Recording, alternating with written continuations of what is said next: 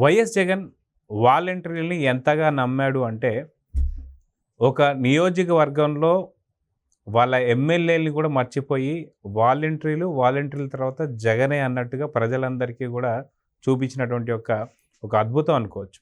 అయితే జగన్ ఈ యొక్క వాలంటీర్ల యొక్క పథకాన్ని ఎందుకు రచించాడు అంటే 2019లోనే 2024 వచ్చే ఎలక్షన్స్‌కి ఖచ్చితంగా వాలంటీర్ల నుంచే పూర్తి స్థాయిలో ఎన్నికలు జరగబోతున్నాయి. సో జగన్ అనే పేరుని పూర్తిగా వాడడానికి మాత్రమే వాలంటీర్‌ని ఉపయోగించినట్టుగా వాళ్ళు కూడా ఒప్పుకున్నారు. అయితే వాలంటీర్‌ని పుట్టించినటువంటి ఒక జగన్ ఇప్పుడు అదే వాలంటీర్‌ని మింగేశాడా? అంటే ఏంటి అనేది మనతో పాటు శివదేవ లత గారు ఉన్నారు. వారిని అడిగి తెలుసుకుందాం. మేడం నమస్తే. నమస్తే. అసలు వాలంటీర్ల గురించి ఆయన పుట్టించింది వాలంటీర్. ఇంతకుముందు ఎప్పుడు కూడా గతంలో వాలంటీర్ సిస్టమ్ అనేది లేదు. కానీ వాలంటీర్ సిస్టమ్ పుట్టించింది జగన్.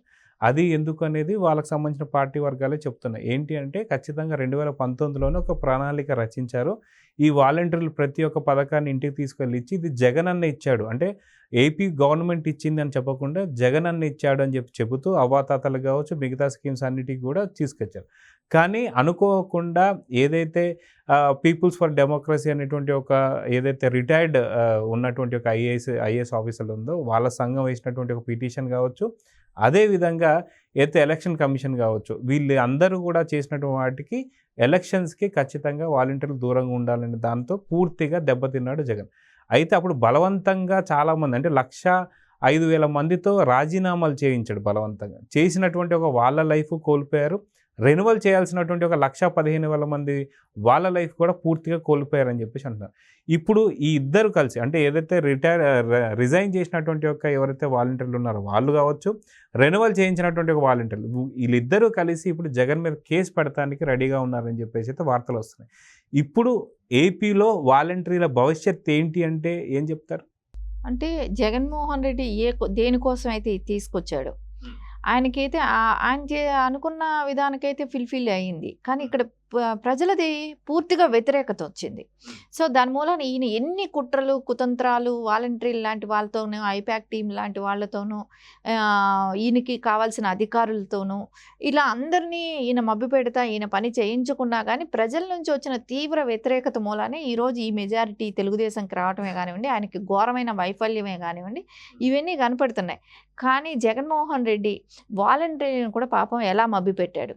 వాళ్ళు చిన్న చిన్న అంటే 5,000 రూపాయలకి వాళ్ళు ఎంత నమ్మకంగా పనిచేశారు అంటే ఇక్కడ ఇన్ఫర్మేషన్ 50 కుటుంబాల ఇన్ఫర్మేషన్ అంతా వాళ్ళ ఏదైతే చేస్తున్నారో ఎవరు తెలుగుదేశం సానుభూతి పరులు అన్న వాళ్ళకే కానివ్వండి, వాళ్ళకి స్కీములు కట్ చేసేయటమే కానివ్వండి, వాళ్ళని ఓటర్ లిస్టులో నుంచి ఓట్లు కూడా తొలగించేయటమే కానివ్వండి, వీళ్ళకి కావాల్సిన దొంగ ఓట్లకు కూడా అంటే ఒక వ్యక్తి మీద 5 ఓట్లు చేయటమే కానివ్వండి, వీటిల్లో అన్నిట్లోనూ పాత్ర వాలంటీర్లది ఉంది.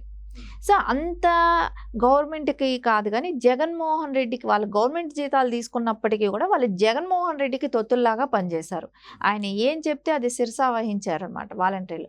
అలాంటి వాళ్ళను కూడా మోసం చేశాడు అని అంటే జగన్మోహన్ రెడ్డి ఇంకా ఎలాంటి వాడు అనేది వాలంటీర్లని మోసం చేయడం ఏంటండి, చెల్లిని తల్లిని మోసం చేసినాడు. వాలంటీర్లు కూడా ఒక లెక్క, ఎవరిని వదిలిపెట్టడం అనే దానిలో ఇది ఒక ఉదాహరణ. ఎంత విశ్వాసపాత్రులైనా కూడా వాళ్ళని వదిలిపెట్టడు అనేదానికి ఇది ఒక నిదర్శనం లాగా కనపడుతుంది.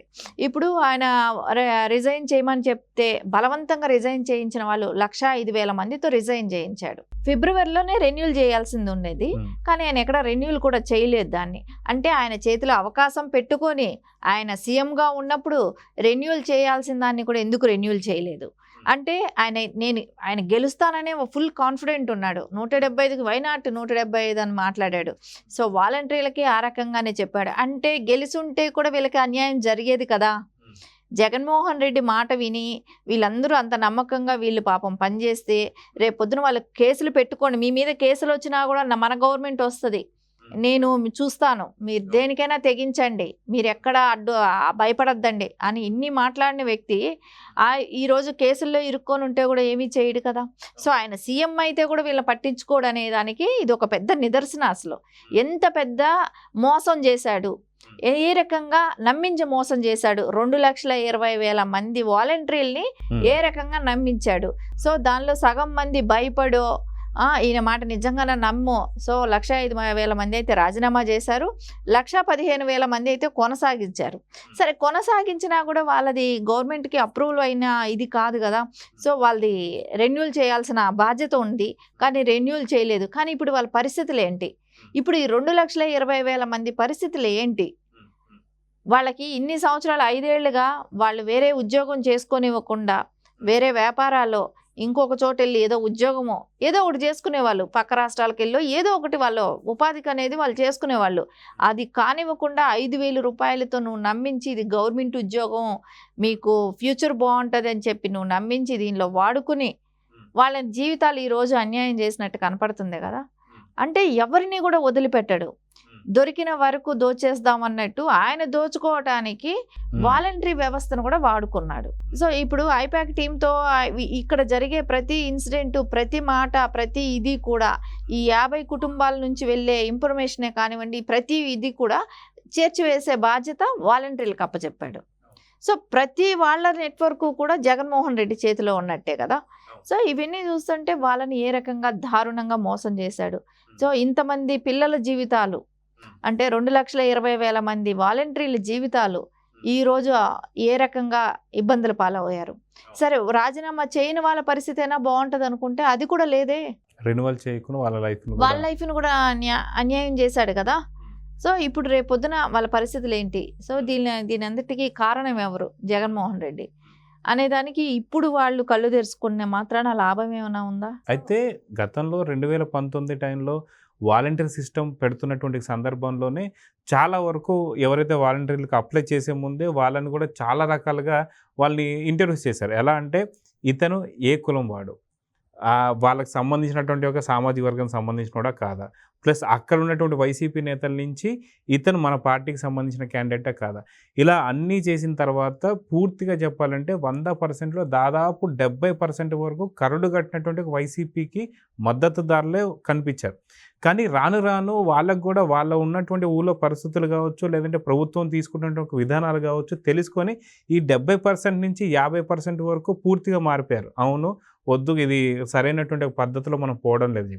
ఆ 50% 2 సంవత్సరాలు 2.5 సంవత్సరాలు అయిపోయి ఎలక్షన్కి దగ్గర పడుతున్న టైంలో పూర్తిగా 10 నుంచి 15% మాత్రమే వైసీపీకి సంబంధించి సపోర్ట్ చేసే వాళ్ళు వాలంటీర్లు ఉంటే మిగతా 80% 85% వరకు కంప్లీట్గా మారిపోయిన వాళ్ళ సంగతి చూసాం. అయితే ఈ మారిపోయిన వాళ్ళకి కూడా ఎట్లయితే ఎమ్మెల్యేలకు కావచ్చు, మిగతా సోషల్ మీడియాకి సంబంధించిన ఇన్ఫ్లుయెన్స్ అందరికీ కూడా జగన్ ఇచ్చిన ఆదేశాలు ఏంటంటే ఖచ్చితంగా మనం ఈసారి వై నాట్ 175 అనేటువంటి నిదానం తీసుకొని ఖచ్చితంగా ఇక్కడ ఏదో చేయబోతున్నాడు జగన్ అనేటువంటి ఒక భ్రమలో పెట్టేసి వీళ్ళందరినీ వాడుకొని 1,05,000 మందిని రిజైన్ చేయించడం కావచ్చు, లేదా 1,15,000 మిగతా వాళ్ళకి రెన్యువల్ చేయించకపోవడం కావచ్చు. ఇంతమంది భవిష్యత్తుని అంటే 2,20,000 మందికి ఒక బంగారు భవిష్యత్తు ఇస్తాను తీసుకొస్తున్న జగన్ ఇప్పుడు మళ్ళీ అదే ఎవరైతే వాలంటరీ సిస్టమ్ ఉందో వాళ్ళందరూ కలిసి ఇప్పుడు కేసు పెడుతున్నారు. అంటే ఇంతమంది లైఫ్తో ఆడుకున్న జగన్ని ఎలా చూడాలంటారు? అంటే జగన్ అంటే భవిష్యత్తు అంటే వాళ్ళ పిల్లల ఇద్దరిదే భవిష్యత్తు అనుకుంటున్నాడు. మనం మాట్లాడకూడదు కానీ పర్సనల్కి వెళ్ళినట్టు ఉంటుంది. ఆడపిల్లలు అని కాదు కానివ్వండి, పాపం ఇంతమంది పిల్లలు అంటే 2,20,000 మంది పిల్లల భవిష్యత్తు ఏంటి? ఖచ్చితంగా ఎవరికైనా బాధ వేస్తుంది కదా. ఈవెన్ వాళ్ళ తల్లిదండ్రులైనా బాధ పెడతారు. అయినా జీతం తక్కువ, 5,000కి ఏం చేయగలుగుతారు? ఎలా వస్తుంది? సరే నువ్వు సేమ్ కమ్యూనిటీ అనుకున్నావు, వైఎస్ఆర్సీపీకి ఫేవర్గా పనిచేసే వాళ్ళు కరుడు కట్టిన వైసీపీ కార్యకర్తల్లాగా పనిచేయాలి అని అనుకున్నప్పుడు నువ్వు వాళ్ళకి ఎలాంటివి, వాళ్ళకి ఒక భరోసా ఉండేటివి చూడాలా? అంటే నిన్ను ఎవడైతే నమ్ముతాడో వాడిని మోసం చేస్తాననే రకంగా జగన్మోహన్ రెడ్డి ఈరోజు ఉన్నాడు. ఇది అందరూ గుర్తించాల్సిన విషయం. ఇప్పుడు ఆయన నమ్ముకున్న వాళ్ళందరూ కూడా కేసులు ఎదుర్కొనేవాల్సిన అవసరమే. ఆయన కులానికే సంబంధించి మంచి చేసింది లేదు, ఆయన నమ్ముకున్న వాళ్ళే కానివ్వండి వాళ్ళకి మంచి జరిగింది లేదు. ఎందుకంటే ప్రతి ఒక్కళ్ళు కూడా అంటే వాలంటీర్లది పక్కన పెడదాం, ఆ వాలంటీర్లు మోసం చేశాడు, వాళ్ళేం కేసులకు వెళ్ళాల్సిన అవసరం లేదు. అంటే అధికారులు కానివ్వండి వీళ్ళందరూ కూడా కానివ్వండి మనం చూస్తే అందరినీ మోసం ఒకటి, ఇంకొకటి కేసులు ఎదుర్కోవాల్సి వచ్చింది. అంటే మీరు వైసీపీకి కరుడు కట్టిన వాళ్ళలాగా ఉన్న వాళ్ళందరూ బతుకులు జైలు పాలు, మీరు జీవితాంతం ఇంకా కేసులు ఎదుర్కోవాలి, 5 సంవత్సరాలు ఏదో మీకు తాయిలాలు ఇచ్చిన దానికోసం మీరు జీవితాంతం ఇంకా ఈ కోర్టులు కేసులు జైలు జీవితాలు అనుభవించాల్సింది. ఇది జగన్మోహన్ రెడ్డి చేసిన అభివృద్ధి. జగన్మోహన్ రెడ్డి వాళ్ళ కులానికైనా సరే ఏదైతే ఆయన సామాజిక వర్గానికి ఇచ్చుకుంటూ వెళ్ళాడో వాళ్ళకందరికీ ఇచ్చిన గిఫ్టా ఇది? ఇది చూస్తుంటే అట్లాగే ఉంది. ఇప్పుడు వాలంటీర్లను పక్కాగా మోసం చేశాడు. వాంటెడ్లీ వాడుకొని వాళ్ళని, అంటే చెప్తారు కదా, తన పాము తన పిల్లల్ని తనే తినేస్తుంది అంటారు, గుడ్లను తింటుంది అన్నారు. సేమ్ అదేలాగా వాళ్ళు ఎంత గుడ్డిగా నమ్మారో జగనన్న అని ఆ ఇంటింటికి స్టిక్కర్లు అంటించుకుంటా వాళ్ళు అంత ప్రచారం చేశారో వాళ్ళనే ఈరోజు ఇంత దారుణంగా మోసం చేసినప్పుడు వాళ్ళకి ఆ బాధ ఖచ్చితంగా ఉంటుంది. వాళ్ళు కేసు పెట్టే అవకాశాలు ఉంటాయి, ఖచ్చితంగా పెడతాడు. ఇది ఒక మోసం కదా, ఇంత భారీ మోసం ఎక్కడా కూడా జరగundదు. అయితే వాలంటీర్లకు సంబంధించి అందరూ కూడా యూత్, పూర్తి యంగ్ పీపులే మనం చూసుకుంటూ వస్తున్నాం.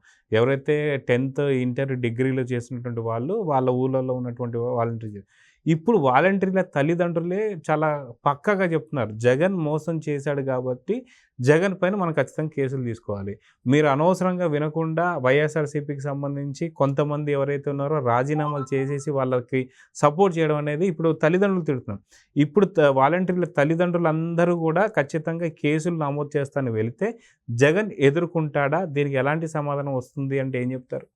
ఖచ్చితంగా కేసు పెట్టినప్పుడు ఎదుర్కోక తప్పదు కదా, ఎదుర్కోవాల్సిన అవసరం ఉంటుంది. ఎందుకంటే ఇప్పుడు 10th ఇంటరు ఈ టైంలో పిల్లలకి ఏంటంటే ఇంకా చదువుకోవాల్సింది ఉంది. సో వాళ్ళు ఏంటంటే మనకేదో ఇక్కడ గవర్నమెంట్ ఉద్యోగం వచ్చేసిందని అక్కడికే స్టాప్ అయిపోయి ఉంటారు. ఇప్పుడు వాళ్ళ భవిష్యత్తు ఏంటి? 5 ఏళ్ళు వృధా అయిపోయింది. ఇప్పుడు చదువుకోవటానికి వెళ్ళమంటే వెళ్ళలేరు. ఈ బాధ వాళ్ళకు ఉంటుంది కదా. సో ఖచ్చితంగా వాళ్ళు ఫైట్ చేయాలనేది కోపము, ఒక ద్వేషము, మోసపోయామనే ఒక బాధ, అక్కసు ఇవన్నీ కూడా ఉంటాయి కదా. సో ఖచ్చితంగా వాళ్ళు కేసు వేస్తారు. వేసినప్పుడు ఎదుర్కోవాల్సిన, ఇప్పుడు కేసు అంటూ పడినాక ఎదుర్కోవాల్సిన బాధ్యత అయితే ఉంటుంది. సో వాళ్ళని ఇప్పుడు ఒకళ్ళ ఇద్దరు కన్విన్స్ చేస్తేనో బెదిరిస్తేనో విత్డ్రా అవ్వటానికి ఇంతమంది లక్షల్లో ఉన్నారు, ఇంతమందిని కన్విన్స్ చేసినా అవ్వదు, బెదిరించినా అవ్వదు. సో ఖచ్చితంగా వీళ్ళని మోసం చేసినట్టే కదా. నువ్వు ఏదైతే చెప్పి తీసుకున్నావో వాళ్ళని రెన్యూల్ చేయకుండా పోవటమే. కానీ అంటే ఆయన ఉద్దేశం ఏంటంటే ఒక్కటే, ఇక్కడ వాలంటీర్లైనా గుర్తించాలి, ప్రజలైనా ఎవరైనా మనం గుర్తించాల్సింది వీళ్ళని వాడుకొని, ఈ టర్మ్ వచ్చినప్పుడు వాడుకొని తర్వాత వాళ్ళని ఉద్యోగాలు లేవు, ఏమీ లేదు, వాలంటీర్లు రద్దు చేసేసామని చెప్పేవాడు. అవును, ఎందుకంటే దానివల్ల రెన్యువల్ కూడా చేయలేదు, అందుకనే రెన్యువల్ చేయలేదు. కానీ ఓడిపోయాడు కాబట్టి అది తెలియలేదు. కానీ గెలిచుంటే మటుకు ఇదే జరిగేది. సో అప్పుడైనా వీళ్ళకి ద్రోహమే జరిగేది. ఆయన గెలిచున్నా ద్రోహమే జరిగేది. ఓడిపోయాడు కాబట్టి ఆ కుట్ర బయటపడింది, అంతకుమించి ఏమీ లేదు. అది ముందే అదే చేసేవాడు. సో ఖచ్చితంగా వాడుకొని వదిలేయాలనేది ఆయన మైండ్లో అయితే ఉండింది. ఖచ్చితంగా అదే ఉండింది, అదే చేశాడు ఇప్పుడు. సో చూద్దాం మేడం, ఖచ్చితంగా వాలంటీర్లు తగు చర్యలు తీసుకొని కఠినమైనటువంటి ఒక కేసులు పెడతారని చెప్పేసి అయితే అంటున్నారు. సో చూద్దాం ఏం జరగబోతుంది. నమస్తే.